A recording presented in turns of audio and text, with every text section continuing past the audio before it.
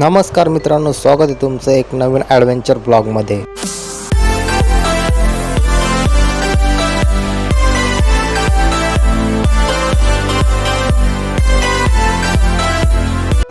तर आज आम्ही निघालो होतो निळकंठेश्वर मंदिर पुणे येथे. तर आम्ही रस्त्याने चाललेलो होतो. सगळं धुकं वगैरे पडलेलं होतं. आजूबाजूला चौकड पाणीच पाणी दिसत होतं. झाडी, हिरवेगार डोंगर आणि निसर्गाच्या कुशीमध्ये लपलेलं हे सुंदरचं छोटंसं ठिकाण. जिकडे बघावं तिकडे नुसतं पाणीच पाणी दिसत होतं आणि हिरवीगार झाडी आणि आजूबाजूला भाताची शेती. बस एवढेच होते. एवढे खतरनाक रोड, पण एवढं मस्त खतरनाक रोड होता. आजूबाजूला नुसतं पाणी दिसत होते. बाजूचं जे दिसतंय ती बाजूतून एक रिव्हर आहे, म्हणजे एक नदी. त्या नदीचं नाव आहे मोठा नदी. खूप सारं असं वाटत होतं की आजूबाजूनं चौकड नुसतं म्हणायला नदी, पण आजूबाजूला नुसतं पाणी. असं वाटत होतं की आपण एखाद्या समुद्राच्या ठिकाणीच आहे आणि आपण एका बेटवरती पोचलो असं वाटत होतं. कारण की सगळीकडून पाणीच पाणी होतं. आजूबाजूला नुसतं पाणी दिसायचं. इकडे बघितलं तिकडे पाणीच. असं वाटायचं की आपण एखाद्या समुद्राच्या ठिकाणी बेटवरतीच पोचलो की काय. आणि फक्त एक छोटासा रस्ता आणि त्यावरून आपली गाडी चालली होती. खूप मस्त वाटत होतं. पुण्यापासून अगदी 30 ते 40 किलोमीटर अंतरावरती हे वसलेलं एक छोटंसं ठिकाण आणि एक सुंदरमय ठिकाण. बऱ्याच लोकांना माहितीसुद्धा नाही आहे. खूप मस्त ठिकाण आहे. तिथं गेल्याच्या नंतर एकदम मन भारावून जातं, आनंदी होतं. आणि अशा सीझनमध्ये जर गेलं, पावसाळी सीझनमध्ये, तर खूप सारं बघायला भेटतं. डोंगरावरती तर आजूबाजूला जणू काय ढग डोंगराच्या कुशीमध्ये लपलेलं आहे, असं एवढं खतरनाक होतं. आणि महत्त्वाचं म्हणजे तिथली झाडी पण एवढी खतरनाक होती ना. वेगळ्याच प्रकारची झाडे होती. एकही झाड तिथं झाड म्हणजे आपल्या झाडासारखं एकही झाड नव्हतं. वेगळ्याच प्रकारचे सगळे झाडं होते. म्हणजे विशेष म्हणजे तो जंगलामध्ये जाय, त्यामुळे पुरं जंगली प्रकारचे सगळं तिथे झाडं वगैरे होते. आपल्या इकडलं एकही झाड मला तिथे दिसलेलं नाही. खूप वेगवेगळ्या प्रकारचे झाडे, केळी वगैरे पण आहे. पण केळी पण म्हणजे अशा विचित्र दुसऱ्या प्रजातीचे केळी वगैरे आहे तिथे आम्हाला दिसल्याचा प्रकार झाला. करवंदाची झाडे, खूप सारे झाडे तिथं आम्हाला दिसले वेगवेगळ्या प्रकारचे. ते पाहूनच आम्ही आश्चर्यचकित झालो होतो. एवढे खतरनाक झाडे होती तिथे.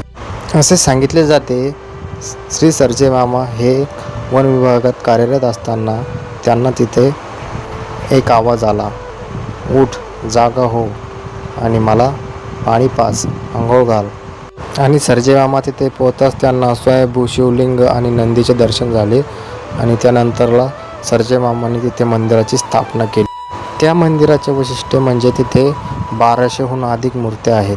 त्या मूर्त्या बघून तर सगळं आश्चर्यचकितच होऊन जातं. अनेक प्रकारच्या मूर्त्या, अनेक सांगितले जाते. रामायण, महाभारत अशा अनेक प्रकारच्या कहाण्या त्या मूर्त्यामधून आपल्याला सांगण्यात येतात. नंतरला आम्ही जवळजवळ पोहोचताच बघतो तर काय, जो डोंगरावरती आपल्याला जायचं होतं, ज्या निळकंठेश मंदिरावरती आपल्याला जायचं होतं, तर डोंगर पूर्ण म्हणजे असं वाटत होतं की जणू काय ढगामध्येच आहे. तो मला बरोबर दिसत नसेल, पण हा जो आपला कॅमेरा तिकडे आहे, तिकडे पूर्ण जो डोंगर आहे, त्या डोंगरावरती जायचं होतं. आणि फायनली आम्ही तिथे पोहोचलो होतो. गाडी वगैरे पार्क केली आणि गाडी पार्क करून आम्ही आता वरती जाण्यासाठी निघालेलो होतो.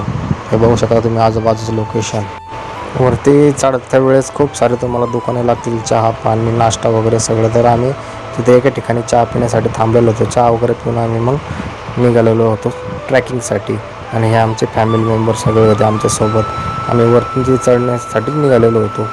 पाऊस पण थोडा चालू झालेला होता. आणि इकडे वरती आपल्याला जायचं होतं, पण हे बघूनच काही जण म्हणायचे, आता एवढ्यावरती कसं जायचं, खूप कठीण आहे. इथे एक सुविधा पण आहे ट्रॅक्टरवरती जाण्याची, पण पाऊस चालू असल्यामुळे ते ट्रॅक्टरची सुविधा आज बंद होती. त्यामुळे मग आम्ही पायीच जाणार होतो. आणि तसं पण आमच्यामधले काही जण म्हटले होते की ट्रॅक्टरमध्ये आपल्याला जायचं नाही, आपण पायीच जाऊया ट्रॅकिंग करत. पोहोचताच आम्हाला इथे पायऱ्या लागल्या होत्या. असं वाटलं होतं की आता इथून सगळ्या पायऱ्याच आहे. आम्ही खूप मजेने निघालेलो होतो. जसं पुढे चालू होतं तसं खूप मजा येत होती.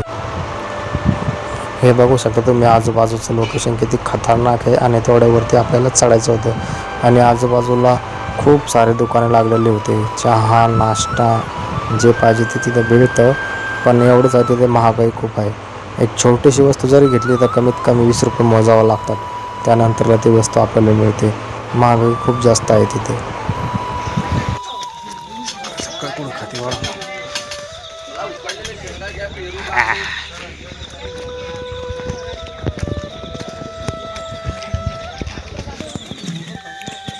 दिसायला जरी तुम्हाला सोपं दिसत असेल पण चढायला खूप कठीण होतं. वरतून पाऊस पण चालू होता. आम्ही चाललेलोच होतो.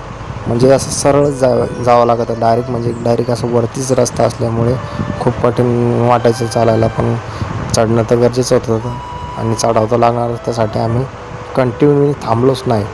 कमीत कमी कंटिन्यू जर चालत असलं राहिलं तर कमीत कमी 45 मिनटामध्ये माणूस तिथे पोहोचतो, हे आहे. आणि थोडंसं वरती गेल्याच्या नंतर बघू शकता तुम्ही आजूबाजूचा नजारा किती मस्त आहे.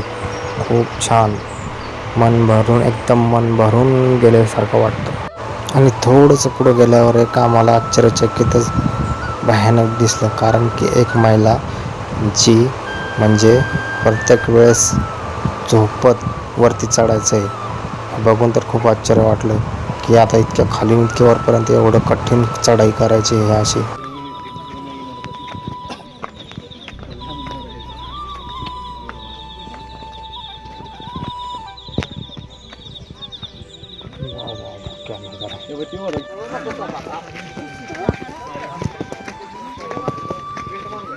मिनटं झाले आपल्याला इथपर्यंत येऊन. चढा लागल्यावर काय वाटत नाही.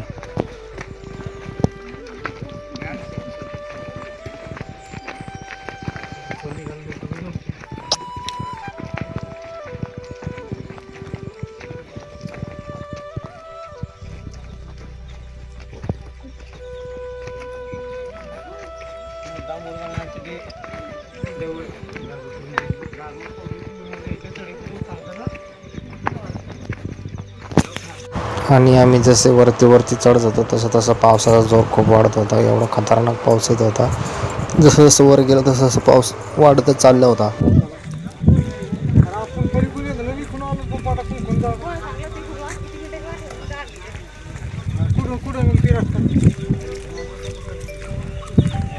खतरनाक झालं.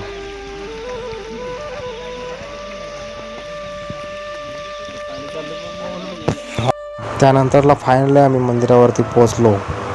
खूप कठीण वाटलं चढायला, पण वरती आल्यावर मन एकदम प्रसन्न झालं. सगळीकडे मूर्त्या वगैरे बघून तर खूप आश्चर्य वाटलं. छान मूर्त्या वगैरे होत्या. आम्ही पोहोचता क्षणी तर खूप जास्त पाऊस पण चालू झालेला होता.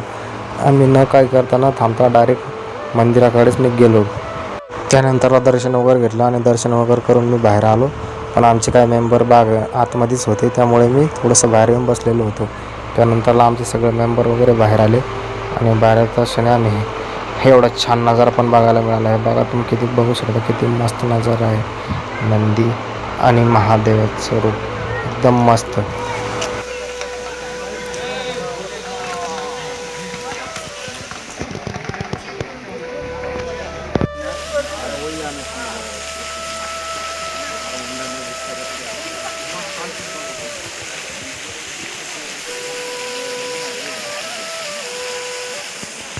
तिथे जे मेन मंदिरामध्ये फोटो व्हिडिओ काढायस मनाई आहे, त्यामुळे मी तिथला व्हिडिओ वगैरे घेतला नाही. कारण की तिथे मनाई असल्यामुळे आपल्याला ते व्हिडिओ वगैरे काढायला मनाई आहे, त्यामुळे मी घेतलेलं नाही. पण बाहेर आल्याच्या नंतर पण मला सगळं प्रत्येक मूर्तीचं घ्यायचं होतं, पण मी थोडंसं आम्हाला लवकर निघायचं होतं, त्यामुळे आम्ही थोडंसं बाजूनच व्हिडिओ घेतलेला आहे आणि हे तुम्हाला दाखवण्यासाठी प्रयत्न केलेला आहे. खूप साऱ्या मूर्त्या आहेत, खूप साऱ्या मूर्त्या. जर मी नेक्स्ट टाईम वेळेस जर गेलो तर प्रत्येक मूर्तीसमोरचा मी व्हिडिओ घेणार आहे जवळ जाऊन. ह्यावेळेस माझ्याकडून शक्य झालेलं नाही. त्यानंतरला आम्ही खाली आलो आणि खाली आल्याच्यानंतर पाऊस खूप जास्त वाढला होता. मग आम्ही घराकडे जाण्यासाठी निघालो. खाली येताना मी काही शूट वगैरे घेतलं नाही, कारण की पाऊस चालू होता, त्यामुळे मी शूट घेणंच झालं नाही. आणि हे बघू शकता आपण ज्या डोंगरावरून खाली उतरलो होतो निळकंठेश्वर मंदिरावरून, ते बघू शकता तुम्ही. त्यानंतरला थोडंसं मधामध्ये आम्ही चहा पाण्यासाठी थांबलो होतो. बघू शकतो मी रस्त्यामध्ये थोडंसं कारण की चालून पण खूप कंटाळा, गाडीमध्ये बसून पण पाय म्हणजे असे दुखल्यासारखे होते, त्यामुळे आम्ही थोडंसं थांबायचो, चहा पाणी घ्यायचो आणि परत निघायचो. तर मित्रांनो, आजच्यासाठी एवढंच. कसा वाटला आजचा ब्लॉग कमेंट करून नक्की सांगा. आणि असेच व्हिडिओ बघण्यासाठी आपल्या चॅनलला सबस्क्राईब करा, फेसबुक पेजला फॉलो करा. भेटूया नेक्स्ट व्हिडिओमध्ये. तोपर्यंत धन्यवाद. Bye bye.